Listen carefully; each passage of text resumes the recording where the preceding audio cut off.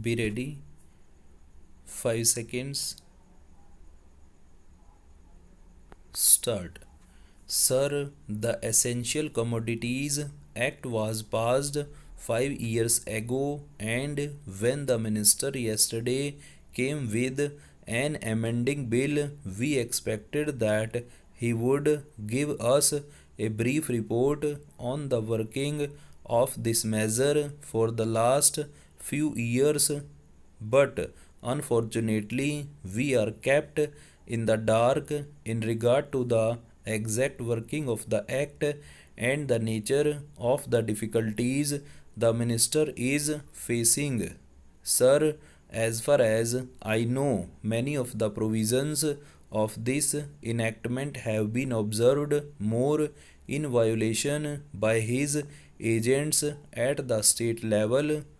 The food minister may be very earnest, may be very able, and may be very anxious to see that the various provisions of the Act are implemented in the most effective manner at the state level, but unfortunately, his agents at the state level are not equally enthusiastic or equally anxious to observe the provisions of this enactment.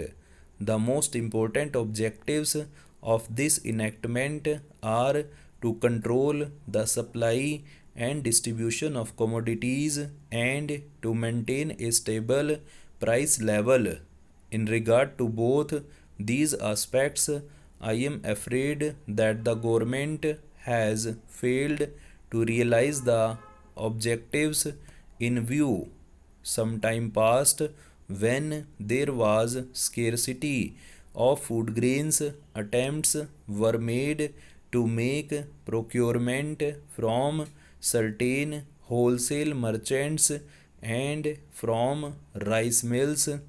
In my own state, I know of many instances of such procurement where, after making known that certain things had to be done and certain steps had to be taken by the merchant community, nothing was done later on by the government when they found that these very orders of the government were violated. As a result of the violations, there was a consequent rise in the prices of food grains.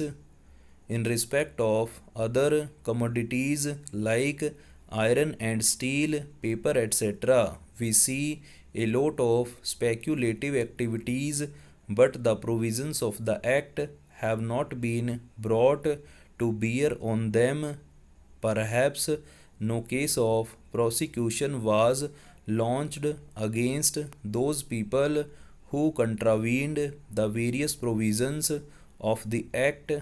We are interested to know in how many cases the government have taken steps to prosecute individuals who have violated the various sections of the Act. The minister said that the powers under the Act were not adequate. We sympathize with the food minister, but I want to know what action has been taken in this regard by the various state governments